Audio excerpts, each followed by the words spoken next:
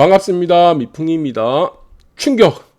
헝다 파산이 부른 부동산의 대위기에 대해서 여러분들한테 간략하게 설명드리도록 하겠습니다. 정말 충격적인 상황이 아닐 수 없다라고 생각되는 헝다 파산이 현실화가 거의 되어버렸죠. 이전 시간에 한번 언급해드렸습니다. 네, 그래서 큰 의미는 없다고 그랬습니다. 그래서 헝다 파산이 부른 부동산의 위기는 우리가 생각지 못한 방향으로 완전히 흘러갈 가능성이 크다. 이 부분들을 여러분들이 집중적으로 좀 보셔야 될 것 같다. 그렇게 생각합니다. 그래서 어젯밤에 오늘 새벽입니다. 뉴욕 증시가 대폭락을 했습니다. 이게 뭐 지난 5월 이후로 가장 큰 폭으로 전 세계 주가가 하락을 했었는데, 급락을 했었는데, 헝다그룹 발 제2 리먼 사태 올까라는 이 지금 불안감이 지금 돌고 있죠. 그래서 주식시장이라든가 부동산 시장, 모든 투자자산 시장에서 가장 위험한 것이 불확실성입니다. 어떻게 될지 모르는 것. 사실은 악재가 노출이 되면은 더 이상의 악재로 작용하지 않습니다. 그런데 이 악재가 어떻게 될지 모르는 이 불확실성이 가장 위험합니다. 그래서 어제 새벽에 보면 이 다우존스입니까?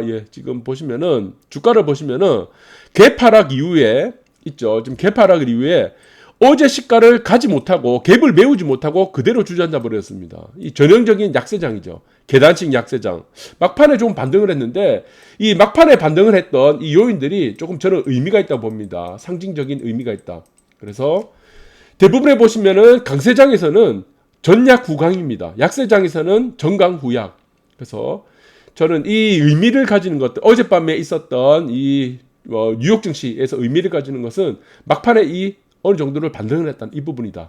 그래서 저는 크게 의미를 두는 부분은 아닌 것 같지만 이 부분은 시장 전체적으로 장기간에 걸쳐서 저는 영향력을 미칠 가능성은 있다라고도 우리는 여러분들이 준비를 하셔야 된다. 새겨 넣어야 된다. 그렇게 보고 있습니다. 그래서 자, 이거 또 보시면은 또 뭐 헝다그룹 파산 가능성, 세계 증시 급락, 리먼, 중국발 리먼 사태 오나 뭐 지금 이런 지금 불확실성들이 많이 돌고 있는데 헝다그룹은 파산 가능성이라고 했는데 이게 전문 용어로 말씀드리면은 이거 기술적 파산이에요. 네, 테크니컬 뱅크럽시입니다. 우리가 일반적으로 오는 파산이 있습니다. 파산. 지금 헝다그룹 같은 경우는 회사채가 일단은 거래가 중지됐고 그리고 지급 보정이 안 되죠. 그러니까 이 상태를 우리는 온전한 파산이라고 하는 것이 아니고 테크니컬 뱅크럽시라고 해서 기술적 파산 상태다. 실질적인 기술적으로 봤을 때는 파산 상태라고 보고 있는 겁니다. 네, 그래서 지금 뭐 파산 상태라고 보는 거죠. 그래서 세계 증시도 이렇게 지금 불확실성에 갇히고 있다라고 드는데 지금 헝다그룹을 여러분들이 조금 보셔야 될 것 같아요. 간략하게 헝다그룹은 이 뭐 지금 회장이라는 사람입니다. 그런데 헝다그룹에서 만든 아파트가 준공이 된 아파트가 거의 없어요. 그러니까 헝다그룹 같은 경우는 무슨 사업을 하든 간에 완성을 시키지 않습니다. 주택도 마찬가지, 아파트도 짓다가 말아요. 그럼 중간에 어떻습니까? 우리가 뭐 청약하는 사람도 있고 여기 투자하는 사람들이 있겠죠. 아파트 산다고. 그 사람들 돈만 가져가는 겁니다. 그럼 아파트는 어떻게 짓습니까? 이게 대출 받아서 짓는 거죠. 그래서 지금 355조의 대출이 있고 이 헝다그룹은 그냥 흥청망청하는 겁니다. 사람들 투자금 받아가지고 이게 폰지 사기라고 저는 지난 시간에 말씀드렸고, 네, 그래서 피해자만 계속 소출하는 겁니다. 그 상황들을 보고 중국 정부에서 최초로 중국 정부에서는 이 파산을 시키는 과정이라 이렇게 보고 있습니다. 그래서 언젠가는 퇴출이 돼야 할 기업이다 이렇게 보는 거죠. 그래서 아파트도 거의 극소수입니다. 그래서 뭐 25% 할인 분양을 해서 뭐 지금 판다고 그러는데 그 아파트들이 대부분 완공이 안 됐어요. 예, 할인 받아서 파는 이유가 다 있습니다. 그리고 헝다그룹에서 만든 자동차가 있습니다. 헝치라고 합니다. 이 뭐 벤츠라고 해서 뭐 같이 넣어가지고 아파트를 출시한 적이, 이게 아파트가 아니고 이 자동차를 출시한 적이 없어요. 모델만 만드는 겁니다. 그러니까 투자자들을 통해서 투자자들의 돈이 들어오죠. 그 돈이 목적인 겁니다. 껍데기죠, 껍데기 회사가. 네.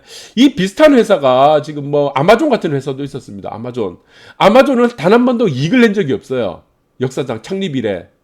그런데 투자자들은 계속 투자를 하죠. 주가는 계속 오르고.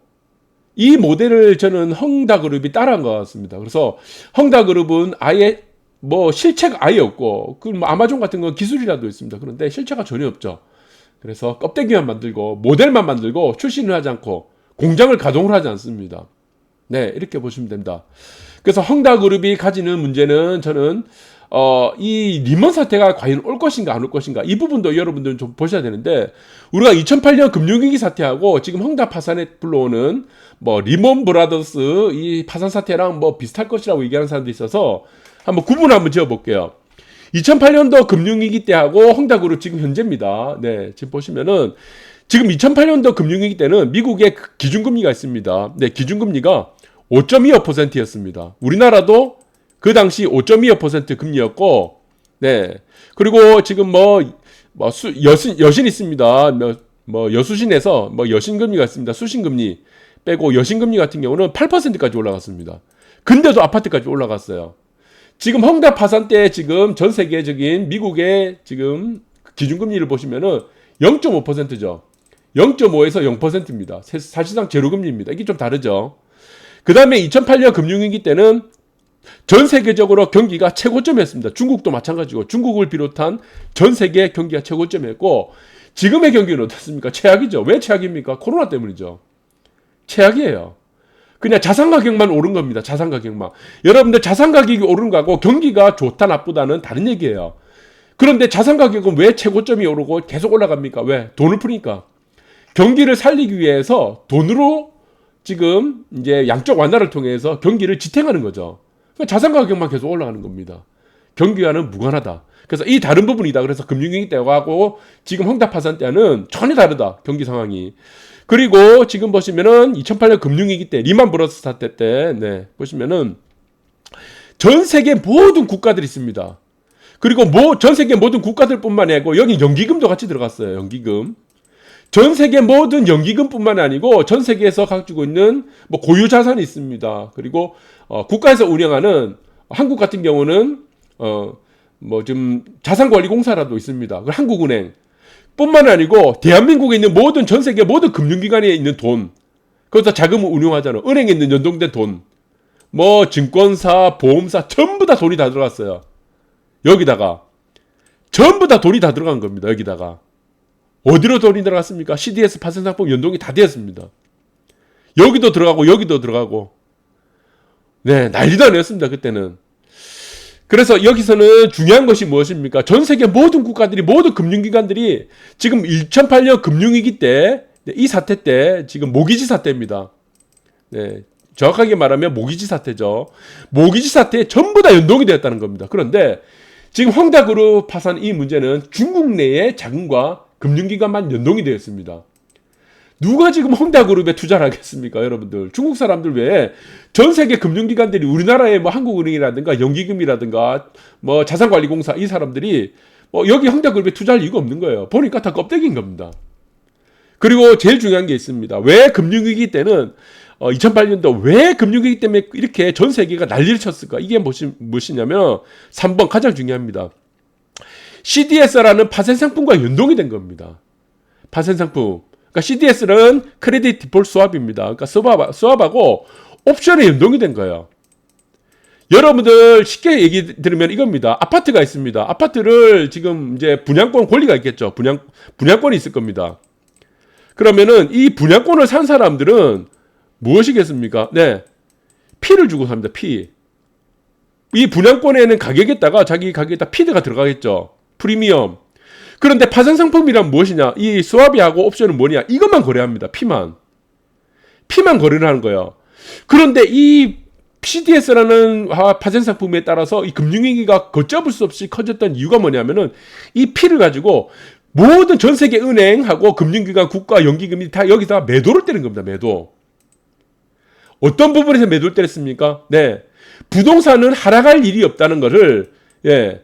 부동산은 하락할 이유가 없으니까 피가 계속 커진다는 거죠. 그래서 부동산은 하락할 이유가 없다는 이 피에 대고 매도를 때린 겁니다. 네. 그런데, 그러니까 부동산이, 하락할 일은 없다. 네. 거기다 피를 매도를 때린 거죠. 그런데 이게 부동산이 어떻게 했습니까? 하락을 한 겁니다. 이게 결국에는. 하락에 대한 피가 급속도로 올라가는 거죠. 그런데 피는 어떻습니까? 올라갈 때 무한대입니다. 여러분들 아파트 피가 내가 1억을 주고 샀어요. 분양권 플러스 피를 1억을 주고 샀는데 그 피가 10억이 될지 100억이 될지는 아무도 모른다는 겁니다. 천정이 열려있다는 겁니다. 그런데 피를 매도를 때렸다. 1억짜리 피를 매도를 때렸으면 내가 수익은 P가 1억이 0원이 되면 됩니다. 그것이 바로 세타 값이에요. 세타 값. 네.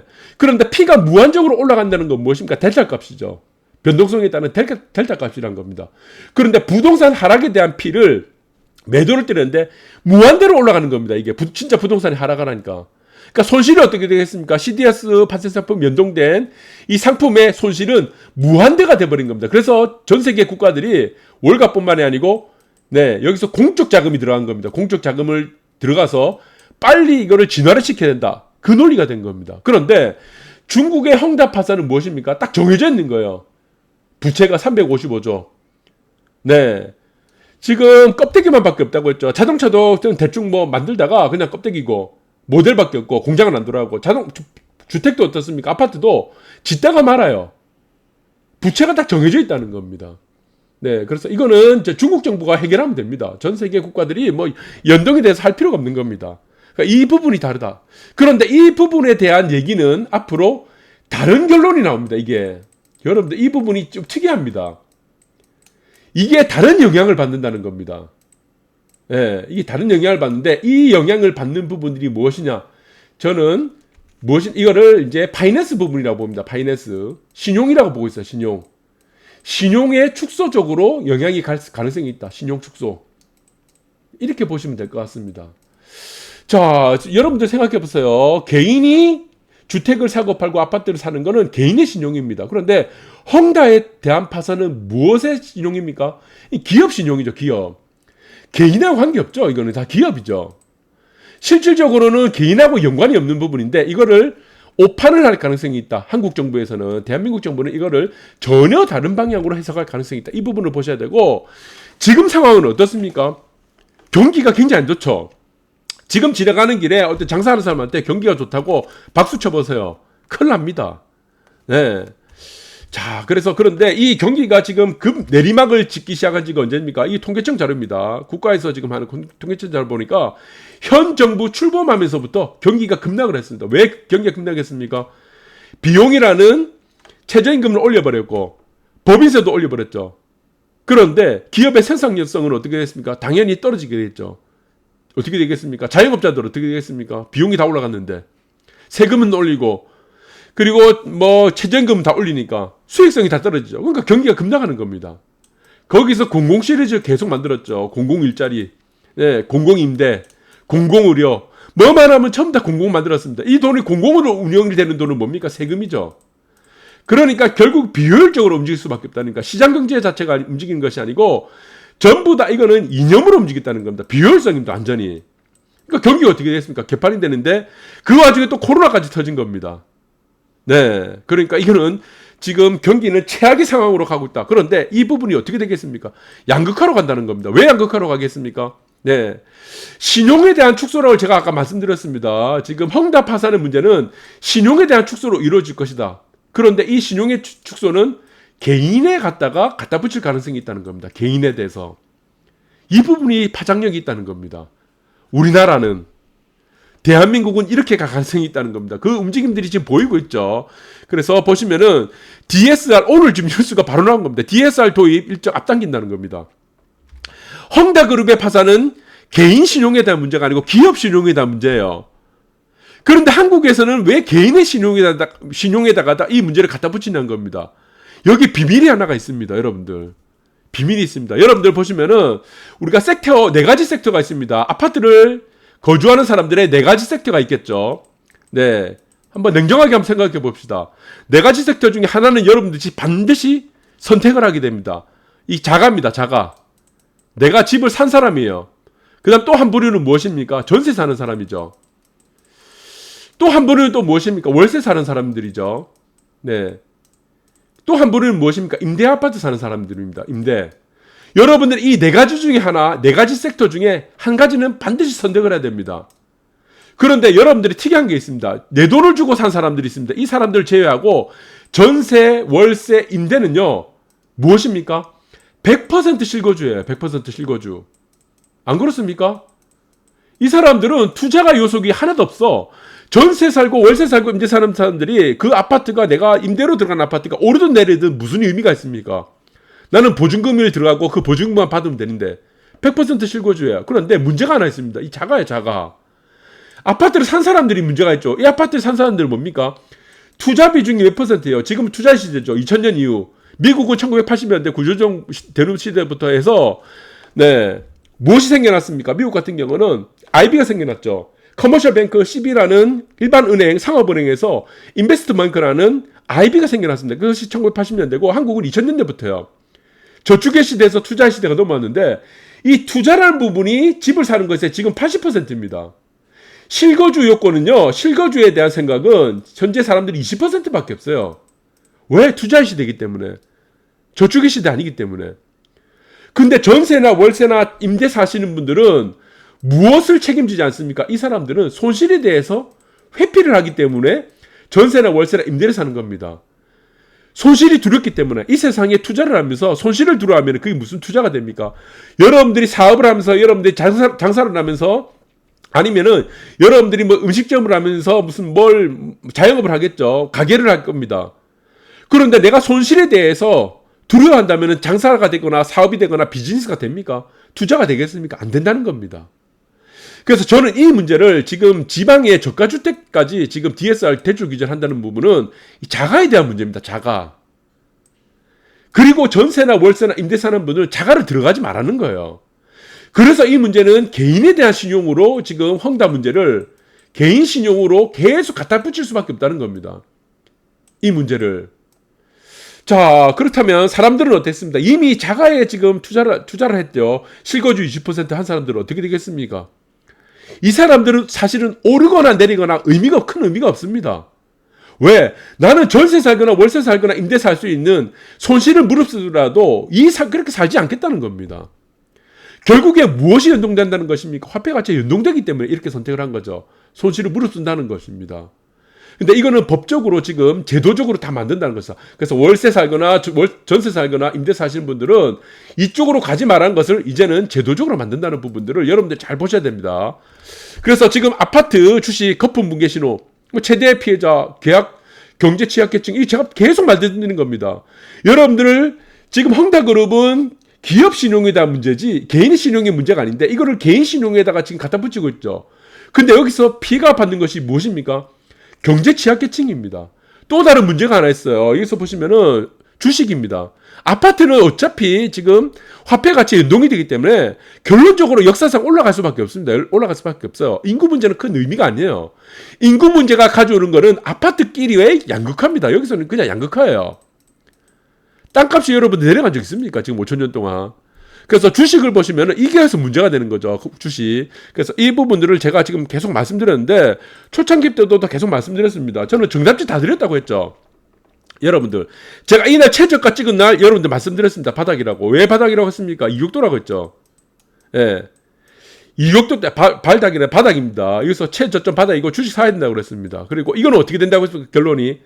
이 정고점을 벗긴다고 했습니다. 어떻게 벗긴다고 했습니까? 네. 지금 이 국면에서 보시면은 헤드앤숄더가 아닙니다. 헤드앤숄더는 이렇게 나오게 됩니다. 이렇게.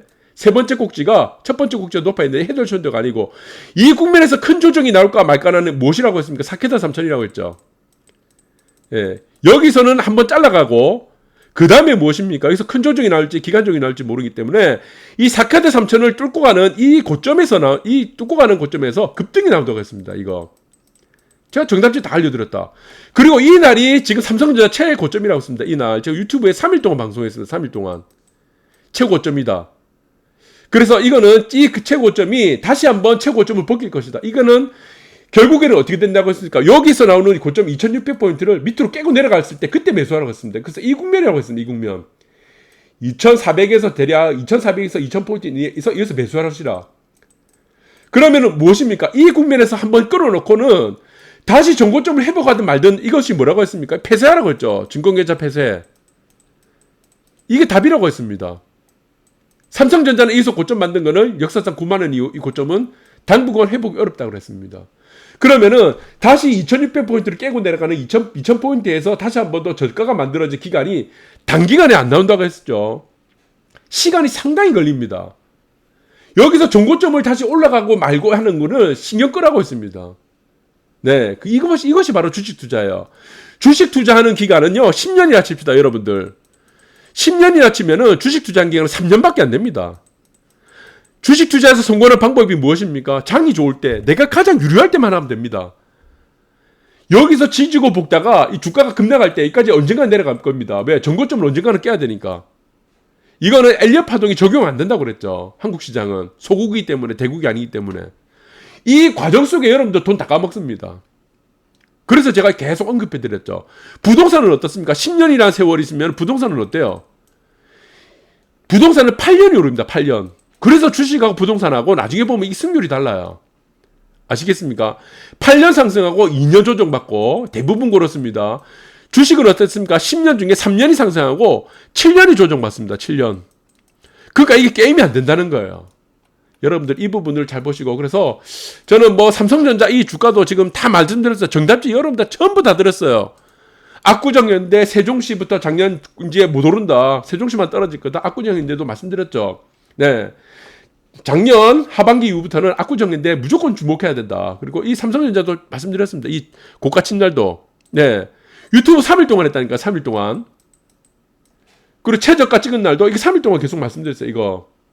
무조건 사야 된다. 급등할 거다.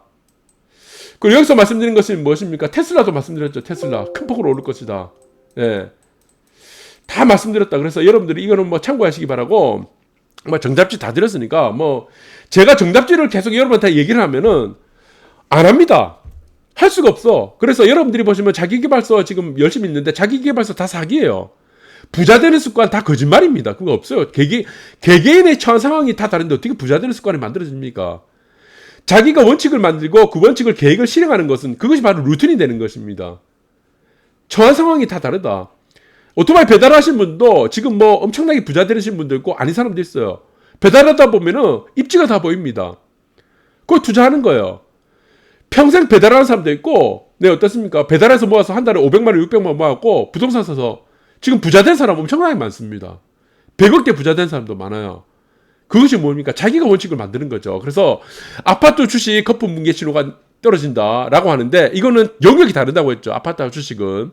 그래서 이 아파트 같은 경우는 무엇으로 간다고 했습니까? 제가 이거는 양극화로 간다고 했습니다. 양극화. 네, 이 부분들을 보시기 바라고. 자, 그래서 가장 피해를 보는 것은 경제 취약층인데 어떻게 경제 취약층들이 저는 피해를 입느냐? 결국에 이거예요. 목적은 이겁니다, 여러분들. 임대. 외홍따그룹이라는 지금 기업에 대한 신용의 문제를 왜 개인에 대한 신용 문제로 갖다 붙이냐 이겁니다. 그렇죠. 이게 이해가 안 된다는 부분들을 여러분들이 잘 보시기 바랍니다. 결국 임대라는 거다. 그래서 임대에 대한 공급은 지금 5분의 1, 20%가 빈집이죠. 네, 여기서 빈집이고 지금도 임대주택을 계속 만듭니다. 지금 재개발할 때도 임대 의무 비율이 15%예요. 또 만드는 거예요. 재개발. 만들 필요 없는 거를. 네, 공급을 만들어야 돼 15%를 임대로 다 까먹고 있는 거예요. 그리고 지금 작년 같은 거는 1조 6천억, 지금 공공임대로 해서 1조 6천억 손실 보고 있죠. 예, 2천억. 그리고 올해 같은 경우는 내년부터는 2조 원이 넘어갑니다. 2조 원. 근데도 임대를 만드는 이유가 있다는 겁니다. 여러분들이 대출 규제를 왜 자꾸 하는지 모르시는 분들 많아요. 그리고 분양가 상한제 풀죠. 지금 분양가 올리죠. 어떤 아파트는 미분양됩니다. 그런데 사지 못합니다. 지금.